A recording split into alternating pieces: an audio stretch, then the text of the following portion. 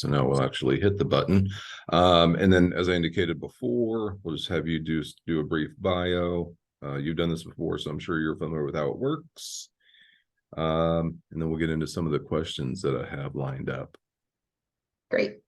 And then don't be too weirded out by the pauses in between. Now, have you or your team, what do they use to chop up the clips? Is there a program or an app? That's why I have a team. They do it. Great answer. Great Leave answer. me out of it. They just send over the proof and I go, okay. Or I say, no, send it back and fix your grammatical. I do that one a lot. Awesome. Awesome. Well, if they're looking to take on any additional clients, please let me know. So hopefully I can do the same thing with this. I just use an app on the phone, but it's usually video on the phone. And so, it kind of corresponds well. But anyway, so I'll do, there'll be some brief pauses in between the questions. So don't get too weirded out. Okay. All right. Got it.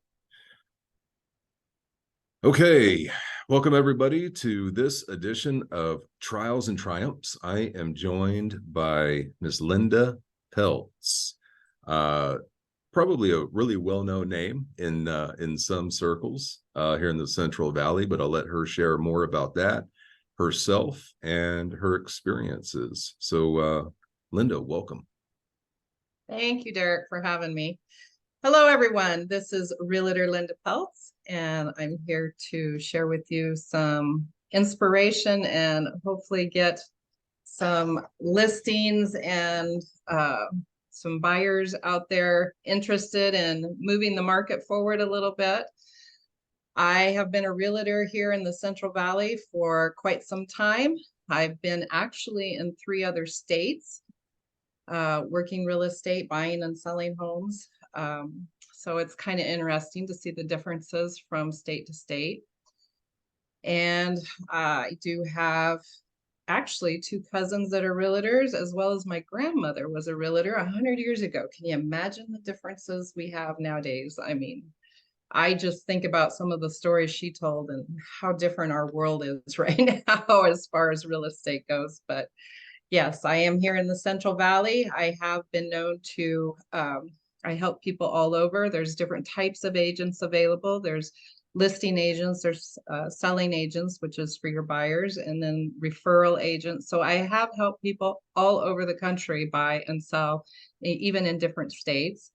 I have worked with investment people. I have actually worked investments. I've done flips for some of my clients that just, they don't want to deal with it. I also offer contracting services for them that do want the equity out of their home and are willing to put up with a little inconvenience for a couple weeks, and have went in and helped spruce up homes with my contractors and removed some of the safety issues and loan issues that's going to pop up ahead of time. And guess what? A lot of times they end up with an extra 20 to 50,000 in their pocket, just by allowing me to help them, and they didn't miss the money because they paid out of escrow to the contractor. So that's kind of cool. That's a cool program.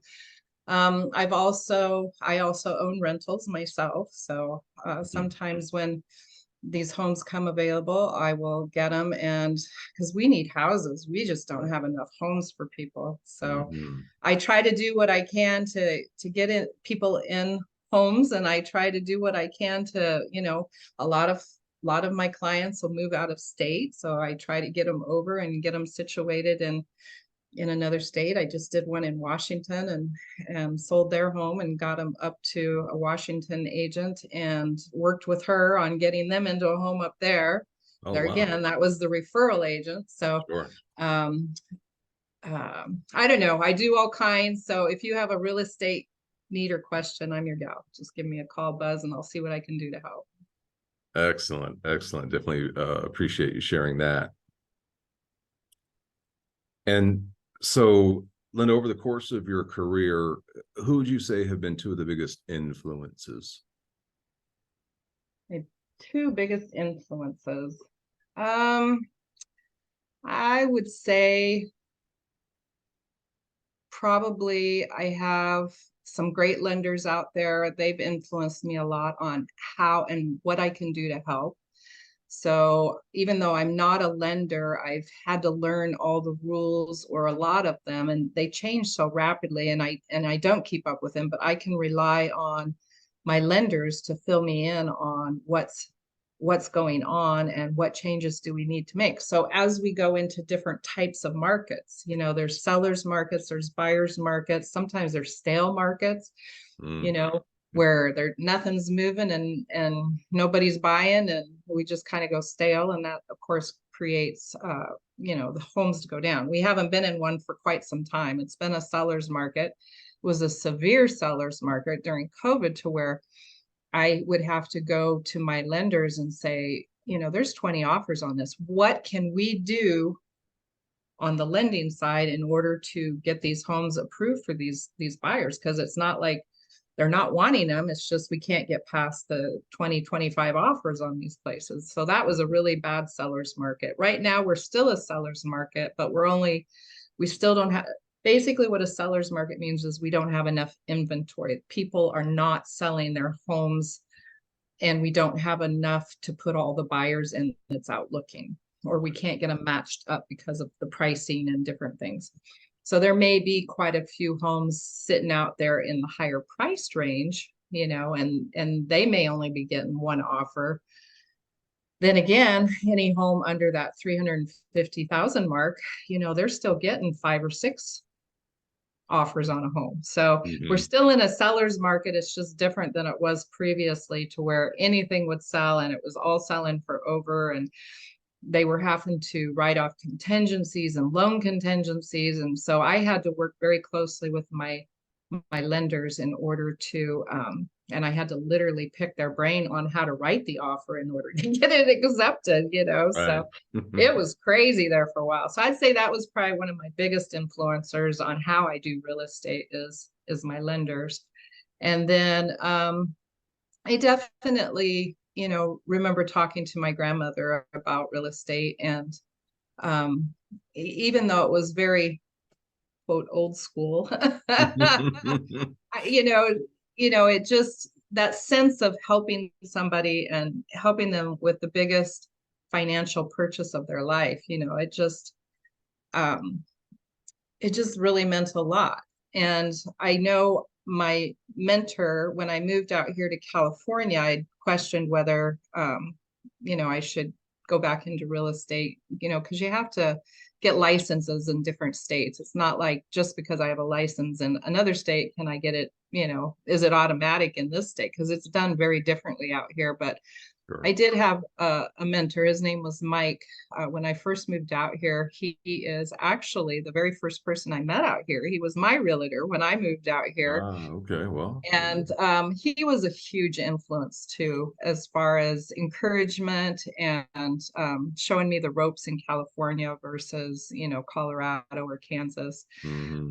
So I think he was a super big one too. He did pass here. I don't know, it's been a couple years ago. I miss him. Yeah, but even though we weren't at the same brokerage, he'd run out of gas. I was still the one he called, and right. I'd still go take him gas out. Right. it Awesome.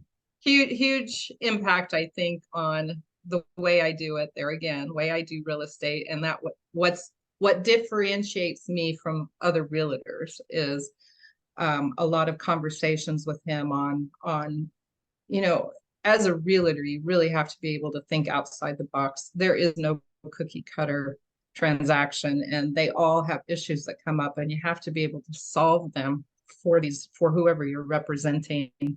And so that's kind of my job. And that's what kind of differentiates me between other realtors. There's a lot of realtors can get you through a cookie cut transaction, but there's not always a ton of those available.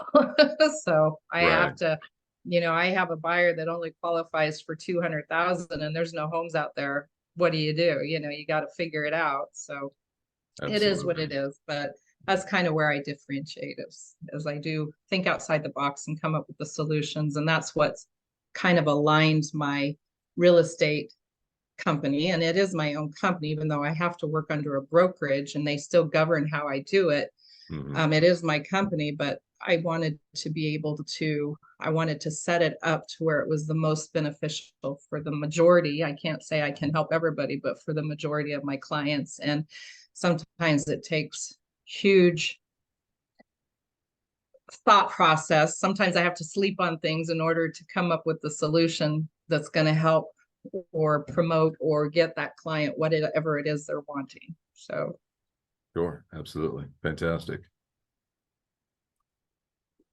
And so looking back now, given where you're at compared to when you first started, what's one major thing that you wish you would have known if you could go back and start over again? I think the only thing, I don't think brokerages do justice to these realtors. You know, everybody I think has this glorified, glamorous opinion of realtors that, oh, it's easy peasy, you know, you just write this contract and everything goes smooth and everybody's happy, everybody gets what they want. And that is farthest from the truth. I think where realtors don't understand is they almost need to be marketing experts. And most of them aren't. All they are capable of doing is writing the contract, if even that a lot of times, because I train a lot of agents on contract writing, and I thought I was pretty darn good at it. But I tell you what, my broker is something else. I take her training classes and I think, wow. Yeah.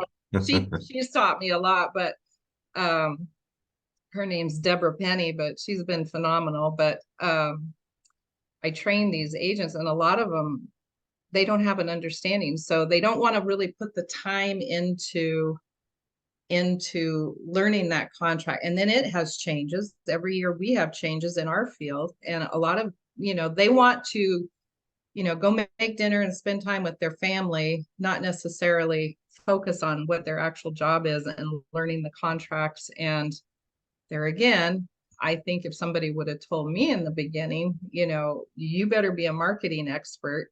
Not so much. I mean, yes, you do need to know how to write the contracts, but that one aspect of your job is you got to go find your own clients. So nobody's going to do that for you. As much as some of these brokers say, oh yeah, we'll give you clients. Well, it doesn't work like that. You have to talk to probably 100 people just to get one client. And that's Sure. Most realtors just won't do that. You know, they expect the clients to find them. Well, how do they find them? Through marketing, through, you know, it doesn't really have anything to do with real estate. It's simply Right. marketing. So I think I would have liked in the beginning a little better direction. It was something I had to learn, you know, in order for my survival for my company, is I had to learn how to market and bring in clients. Sure. Absolutely. You can only help them if they want help. Right. Absolutely. And so over the course of your career, is there one maybe sort of an experience, an obstacle that you can look back and in confidence that you were able to overcome, and some sort of satisfaction that you were able to overcome? I remember when I first started real estate out here in California. Now, keep in mind, I'm experienced, but I'm experienced with different rules in different states. So I remember when I first started out here, the broker I had, he looked at me and he says, man, you have some of the hardest transactions. He says, most people most of these realtors couldn't get those closed.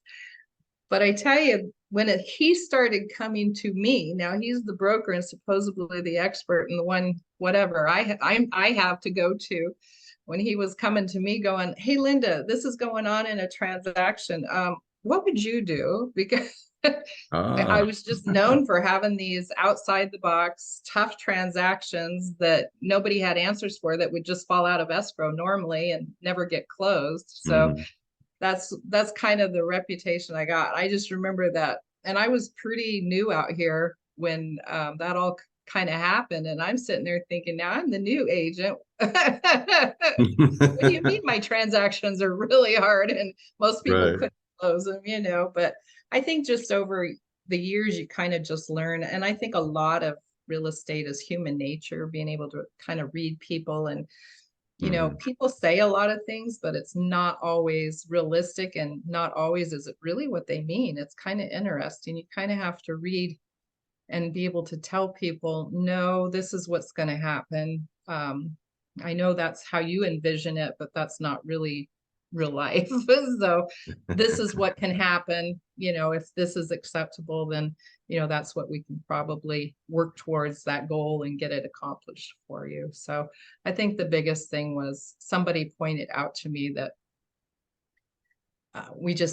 I just, for whatever reason, had a magnet for really hard transactions, and I'm a closer. So I figure and think outside the box to come up with the solution. And that's just grown over the years on throw it at me and let's see what we can do. There's probably a solution. Let me think on it for a minute and we'll come up with the answer. Just, and I'll tell you realistically what we can do. So Sure.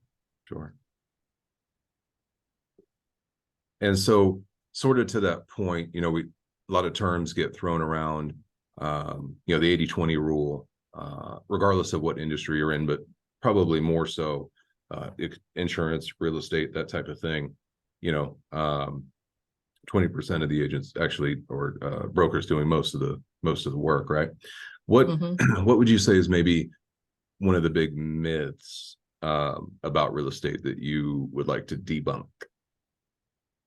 big myths about real estate.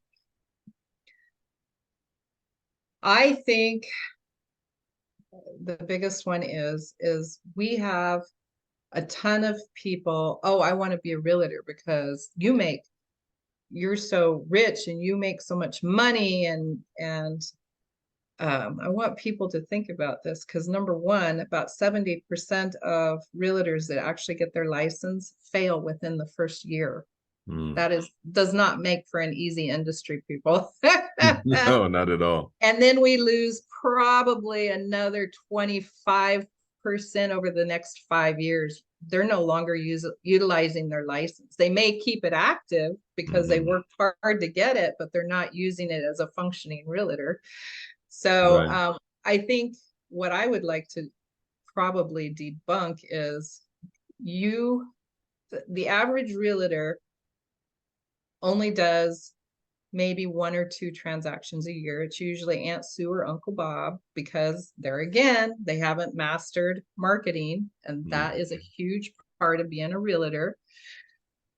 So it is not easy to be a realtor, and most realtors, good portion of realtor, I'm not saying all of them, but a good portion of realtors only make maybe 5 to 15,000 a year. So if you're getting into real estate, become rich, probably the wrong industry to get into.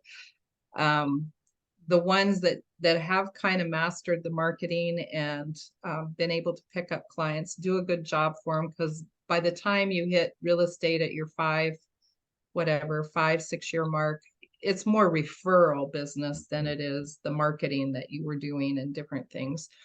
It kind of switches. So now you're doing more transactions for referral type work versus, that marketing that you have going out daily and working so hard, costs you a ton of money, but by all said and done, per hour, I don't think a good realtor makes very good money. Right. Just because,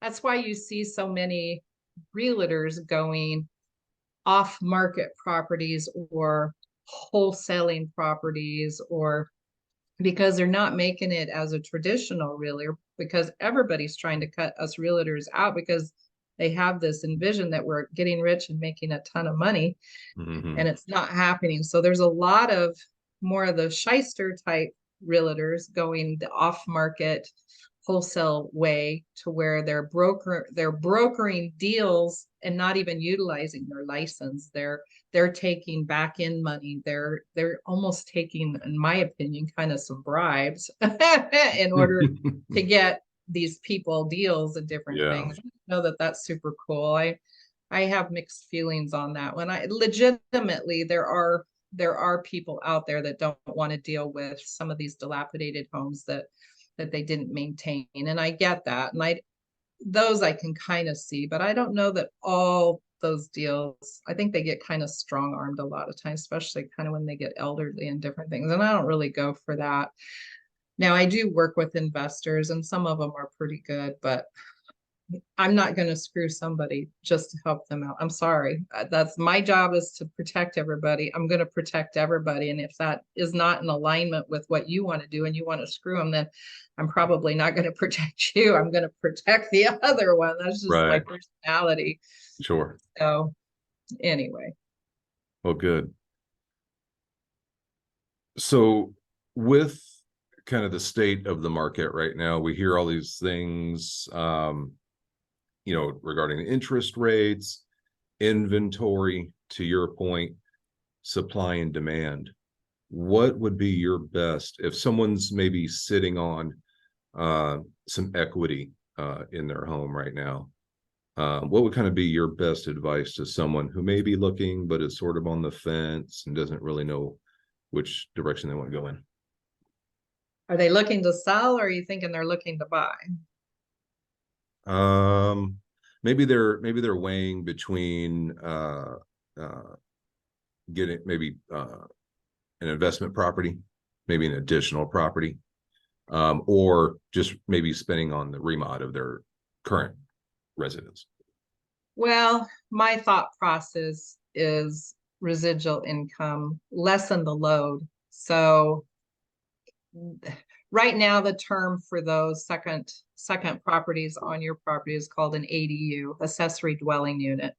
That's the big acronym out there that you're going to hear. Oh, you want a home with an ADU, you know? Mm-hmm. So basically what that means is there's more than one home on a property. It could be in terms of maybe a garage that was converted into a home. That could be, we don't have too many basements out here in California, but or at least not in our area, but it could be like a unit in the lower level and then one in the upper level. Basically, it's just two homes sitting on a property that's normally a single family home. And out here in the Central Valley, you can have the coding is up to four unit, depending on the size of the lot. So Mm-hmm. I know Clovis had a huge program come through with theirs. If there was a alley, and it was just certain designated areas, because there again, we're short on homes for everybody, and we don't, even for our rental market, our rents are ridiculous for the homes that we have available. And a lot of times our rents are more than our, if you just had a little money, you could buy your own, and then Sure. your rent at least stays the same and it's not going to keep going up, and you don't Right. have to tolerate rules from landlords and paying for his house. Right. But Clovis had a program that went through, and if you had an alleyway and you were within this area, it didn't matter hardly coding. I mean, they had the plans available, and they would put basically an apartment or an accessory unit in your Mm-hmm. backyard, button up against the alleyway there, and Mm-hmm. it could be sitting or even attached to your house almost. I mean, it was just something else. They were trying to get more housing there in Clovis without expanding. And if you've noticed, a lot of the builders have put really small lots on homes, the newer homes, because there again, we don't have enough land and enough homes for all the people. So they're trying to come up with ways to get more housing to accommodate all the people that want to be in this area. Sure. So accessory units, definitely, if so, that's the big thing. So through lending, that income for that accessory unit can be put towards what more you qualify for. So that maybe means you get a little bit bigger house because you're renting out a separate unit on the property. So those are really big right now. So I'm all into, I mean, if they make good money and they can afford the house and the remodel and all this and that, definitely, I mean, live your life the way you want. But in the same respect, if you want to retire someday and you want some residual income, the biggest way to build your wealth is real estate. So you can always put a property manager over it, Mm-hmm. and make sure that, they do their background checks on their tenants and different things. It's not like you have to go it alone, but definitely get some residual income coming in. And one of these days, if you have enough residual income through real estate, it can pay for your house, and then you don't have to Sure. worry about making those house payments and different things. So I Sure. have quite a few investors, and I think those are kind of the ones I lean towards, is helping them build their residual wealth to where I have one client, I love him to death, and him and his wife will buy a home that has an ADU on it, and then they'll live in usually the smaller one, get it rented out, and then once they get everything kind of settled down, they'll go ahead and buy another unit and rent the back unit, and that's how they're building their wealth while they're young, right? They're Mm. probably in their late 20s, early 30s, that's how they're building their wealth, as well as they both work. So Mm-hmm. anyway, that's kind of Awesome. So tell us briefly what book you're reading currently, or maybe one you've just finished, or one that you're anxious to start, and um, maybe a popular podcast, maybe a YouTube, someone on YouTube that you're listening, maybe that you gain insights from, or it could be LinkedIn. What's kind of one thing you're listening to, one thing you're reading? It's interesting you say that. My son is huge into reading and podcasts. I got to admit, my time's just a tad limited, Mm-hmm. and he's always hooking me up with, and I'm not even sure half the time who they are. He's like, "Oh, Mom, this is so good. You got to listen to it." Sometimes I'll listen to those, but it's kind of interesting. Most of my stuff and most of my listening stuff comes from my son, and I don't always know where it comes from because he's super big and on his way to work or whatever, and Mm-hmm. he'll listen to this and he'll say, "Hey, Mom, this was really good." Or like if I'll go see him, that's what we turn on in the vehicle when we're whatever going somewhere or whatever. We'll turn on different podcasts and different things. But I'm sorry, I don't have any names because Oh, no it's usually worries. whatever my son sends me. Right. No, Or I'm reading. It's kind of interesting. So I do a lot of reading, but mine's more research based and of course contracts, that sort of thing, real mm, estate. But he gets into some of the more different types of readings, business and learning and different things. So a lot of times either when he comes down to my house or I go up there and we're whatever, making breakfast or whatever, and he's over there reading his book, I'll say, "Hey, what are you reading? Why don't you read some of it to me?" So yeah. I do actually read a lot of business books, or um, it's been interesting, a lot of behavioral, he's kind of a big wig where he's at, and he's very young. I mean, he's early 30s, but he's always trying to learn how to manage personnel, or handle Mm, people, or uh learn behaviors, mm, on different things. And then I do actually have a psychology daughter, but human nature. So mm, that's what a lot of my stuff is on, is human nature, business. But I do read more research based myself, but I usually get a lot of the business stuff and psychology stuff. It's right. interesting. My son will read it to me while we're whatever making breakfast or whatever. He'll be Mhm. sitting there reading. I'll say, "Hey, read me some of your book." So we read a lot of that, but he reads it to me. So I don't know. I seem to do everything backwards. So there again, I'm a little outside the box. No, no, busy. It's a good problem to have for sure. Um, so yeah, one thing I heard recently was that sort of I don't know if it's necessarily a pivot or a shift, but it's more understanding that human nature and that behavioral psychology behind why, not what they buy, why they buy, right? And and so that's been really interesting to kind of follow just a couple of people here recently that have talked about that. So before we close, what's one thing about Linda that you're not necessarily going to pick up or find out about just from social media profiles, articles or newsletters that they might read? What's kind of one thing that you might be able to share that they can't find out about you on the internet, so to speak? Probably don't know, but I don't know. I'm kind of an open book. I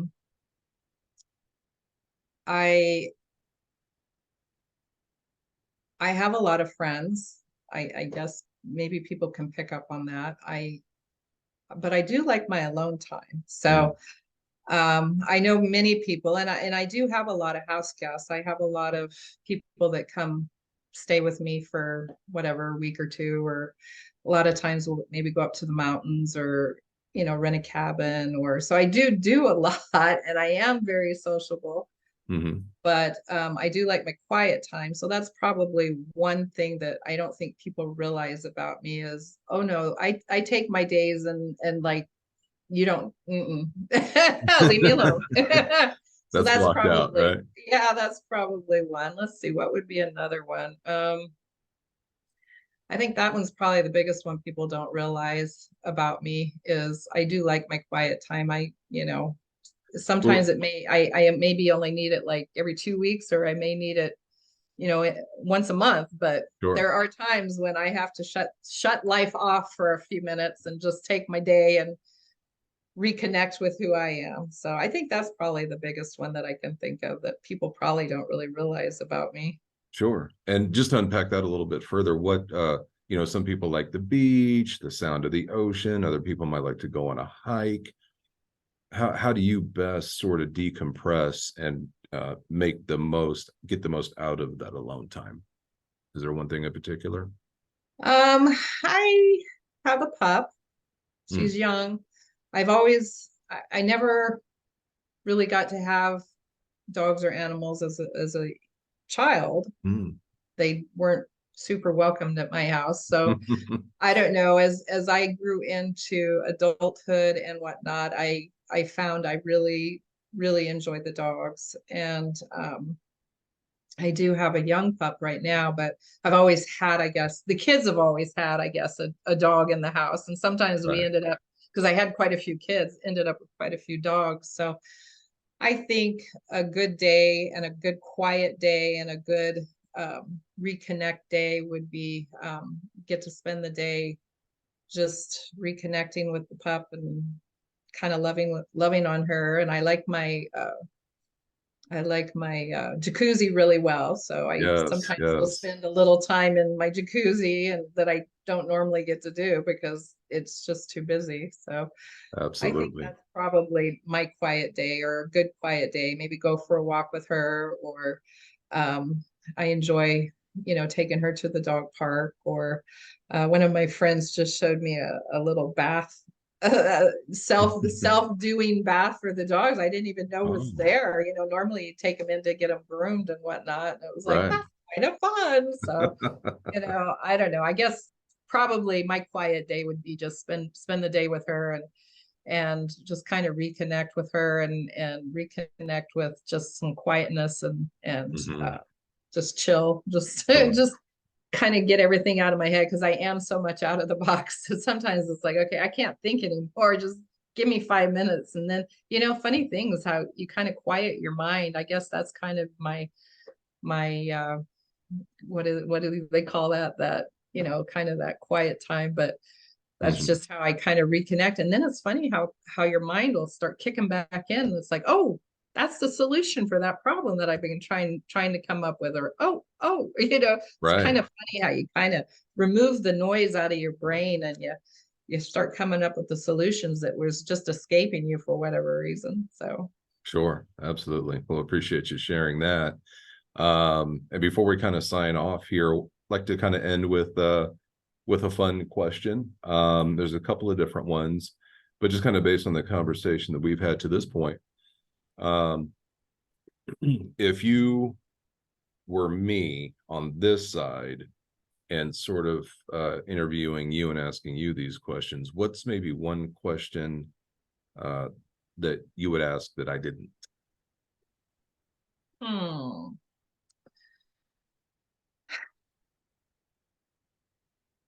Well, how well are you going to, I think, stay in contact with whatever our situation is as far as, um, you know, uh, business wise, maybe